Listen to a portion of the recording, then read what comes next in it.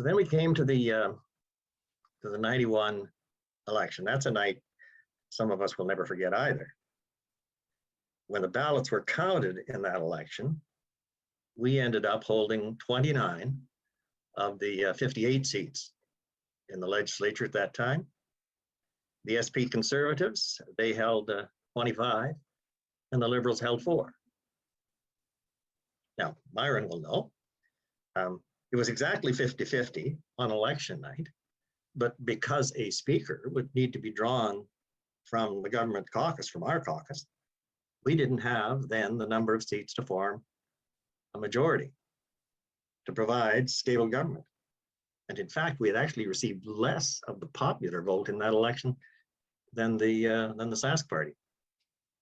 We were in a losing position. And it took all of the negotiating skill of Roy Roanoke and the cooperation of Jim Melanchuk, who led the Liberal Party at that time, to establish a coalition government with 3 of the Liberal members to give us the next 4 years of governance. And it was about a year to the day after the election that Roy announced his intention to step down as leader, and it took us into the leadership contest. 7 of us competing in that race. I forget how many debates we did across the province, and we sat on the hardest stools that I think I've ever met during that time. And I was fortunate enough to emerge the winner and become the leader of the party, and therefore sworn in as premier. Now, if the challenge we faced in the 90s was in many ways a fiscal and financial challenge, the challenge we faced in this new century, those first years of this new century, the challenge was economic. Our economy was very sluggish. We were caught in cycles of drought and flood. Commodity prices, resource prices were low. We discovered BSE in our cattle, and the borders were closed to our producers. The young people were leaving this province in droves. There was no question about it. Our young people were leaving in droves. We were simply not creating the kinds of opportunities and jobs that would keep our young people at home. Now, I've believed that we don't make social progress without economic progress. We need opportunities, and we need jobs for our people. And so the government I led, we set out very intentionally to turn the economy of this province around. With Eric Klein's leadership, we renovated the entire income tax system. We made it a whole lot simpler and a whole lot fairer. We worked with the resource sector. We worked with the small players in the oil and gas sector, and we rewrote the royalty structures to be fair to the taxpayer, fair to the owner, the owner of the resource, the people of Saskatchewan, but to be fair also to the investor and to be fair to the workers in the oil and gas sector. We incented the potash industry to expand production in the province. And all of the expansion that has happened in the last decade was as a result of those incentives that we put in place in government, all of those jobs and all of that expansion. And we invested in the livestock sector. We stood with our producers during the BSE crisis and during the years of drought and flood. We invested in the meat packing industry in this province. We fostered the growth and the expansion of the pulse crops to become the major player on the global marketplace. We fostered organic production. We were building towards agroforestry. We invested huge dollars in training and education. We invested in research. We cut the ribbon on the Canadian light source synchrotron, Saskatoon. We opened the Petroleum Research Center in Regina and the Greenhouse Gas Research Center in Regina. We supported Innovation Place. We built the Forestry Research Center in Prince Albert, which, by the way, the SP shut down. And we launched some national campaigns. Our story, the story of Saskatchewan. The first campaign was called Our Future is Wide Open. We did it to attract investment. We did it to attract people. And with work that had been done by Pat Laurier as a legislative secretary, and then with Pat Atkinson as our first Minister of Immigration, with Pat's leadership, we created an immigration program, the first program in Canada with family reunification. And we opened the doors of this province to the world again. And again, over the past decade, the immigration that we've seen enriching our province and our people directly as a result of those program and policy changes. And you know, it wasn't just in the traditional economic development that we were at work. We established an entirely new biofuels industry in this province, including the Husky Oil facility in Lloydminster. And after building the soundstage in Regina in the 90s, we created a thriving film and video industry in this province. You should know that in the first decade of this century, the two most popular television programs in Canada were Little Mosque on the Prairie and Corner Gas, both of them coming out of Saskatchewan. You know, I did a cameo on Corner Gas. Just this past Sunday, I was in church and a young guy came up to me and he was so excited. He didn't know that I'd ever been premier of anything. But he says to me, I saw you on Corner Gas.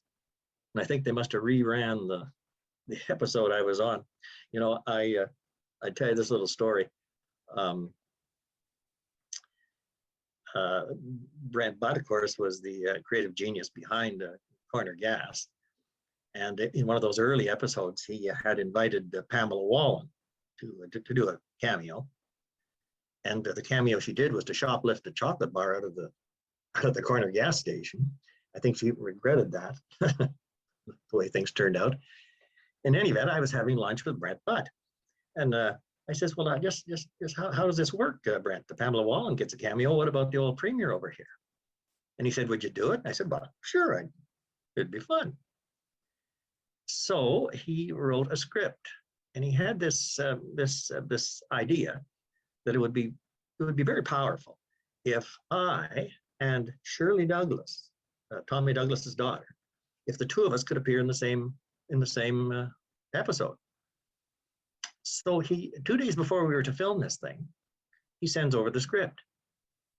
And friends, here's the script that he sent over for him. The plot line had it that Shirley Douglas had returned to Dog River, where she had actually grown up. And when she was growing up, apparently, Oscar was very sweet on Shirley Douglas, and she moves back to Dog River, and Oscar kind of renews the relationship. And Emma gets very concerned about the number of times that Oscar is going over to Shirley Douglas's house. So here's where I come into the script. Emma comes over to see what's going on at Shirley Douglas's house, and she finds, quote, not Oscar, but another older man who's in Shirley's house. And this older man is stepping out of the shower. And it was supposed to be me. And I says, I phoned Brent. Oh, I took it home and I said, Betty, what do you think? She said, I don't think you should do shower scenes. So I phoned Brent. I said, look, Brent, I don't do shower scenes. Oh, okay, he says, okay, I'll rewrite the script. Don't you worry, I'll rewrite it. So next day, sure enough, I get the rewritten script. Now I'm not in the shower. I'm in bed with Shirley Douglas. I said, Brent, this is not going to work. The current leader of the party cannot be sleeping in the same bed with the patron saint's daughter. This can't work because people believe what they see on television. So he was kind enough to write me an entirely a different episode, which I was happy to take part in. I know he did the episode actually with Shirley Douglas, and he found another older man to do the script. In any event, my young friend on Sunday, he only knows that I'm somehow a star on corner gas. That's all he knows about. But the point here is, the film and video industry became a very real part of our economic resurgence between 2000 and 2007. Those were exciting days. We were creating new artistic product. We were seeing new adventures happening across the province. Our resource prices were beginning to climb. And as a result of the economic resurgence that took place, we were able to give almost $1 billion in tax relief to Saskatchewan families. We were able to have the lowest sales tax on the narrowest range of goods outside of Alberta, which didn't have a sales tax, but of course had a very substantial healthcare premium. We were able to balance every budget, earn a credit rating in every one of our fiscal years. And by the way, we didn't tax your hamburgers, and we didn't tax your gym memberships, and we didn't tax your tickets to the Rider games. We were paying down debt. We got it down to just about 10 billion, which down to 20% of our GDP. We saw population increasing. Out-migration turned around. Our population was growing. And in spite of a grossly unfair equalization program in this country, we became a have province, no longer the recipient of equalization. And this, friends, was all long before the Sask Party became government. And we handed to the SP, we handed them the balanced budgets. We handed them the credit rating upgrades. We handed them a thriving economy. And as Harold pointed out, we handed them a fiscal stabilization fund of $1.8 billion cash. So I believe that you can only make social progress when we make that kind of economic progress. But the fact of the matter is this: I also believe that we must have social progress when we make that economic progress. Economy is not simply for economy's sake. Economy is not simply to add to the abundance of those who have much. Economy is to provide opportunity for the many. It is to provide quality of life for the many. It is to provide safe and secure communities that are strong.